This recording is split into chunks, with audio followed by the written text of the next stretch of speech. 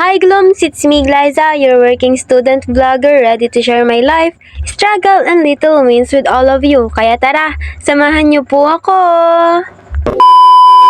Good morning. Good morning to. Anong gusto mo? Tinapay. Tinapay? Tsaka? Noodles. Ayun lang. Oo. Sige.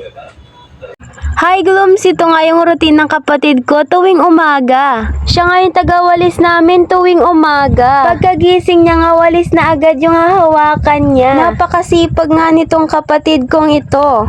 So habang nagwawalis nga siya, nagluluto naman na ako. Nagpapainit pa nga lang muna ako ng tubig na mainit dahil nga magkakape tayo for today's video. At ayan na nga, nauna na ngang nagkape si Papa. Masarap nga magkape kapag malinis ang bakuran. So pagkatapos nga magpakulo ng tubig na mainit, nagluto na rin ako ng ulam namin na noodles. Nagising na nga rin si Mother Earth at nag-exercise na. Nagpaplano nga po siyang pumayat ngayong 2026 kaya naman inumpisahan niya na ngayong December.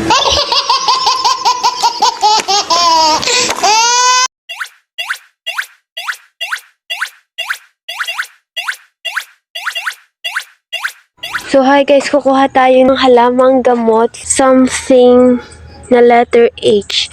So wala akong mahanap. Naisip ko is halamang gamot na lang or herbs in English. So H naman yun. So I think magugustuhan niyo na siguro to.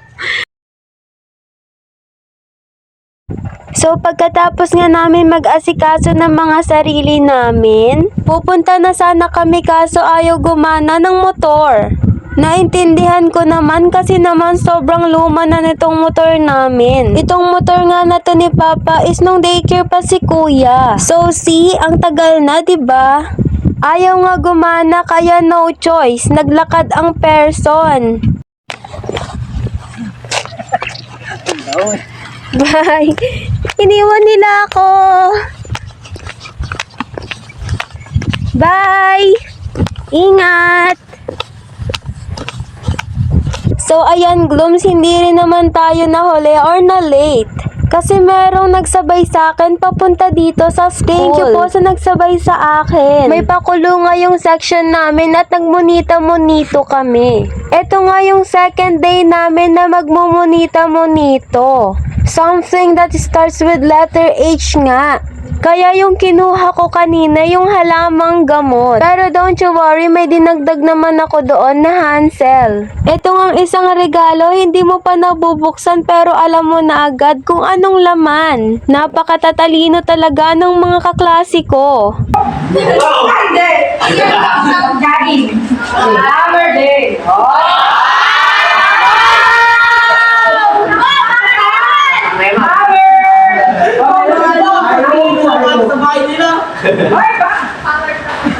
So ito nga yung nakuha ko, halo-halo na chicheria. Apat nga ito pero kinain ko na yung isa. Kinahapunan nga sumamba ang person.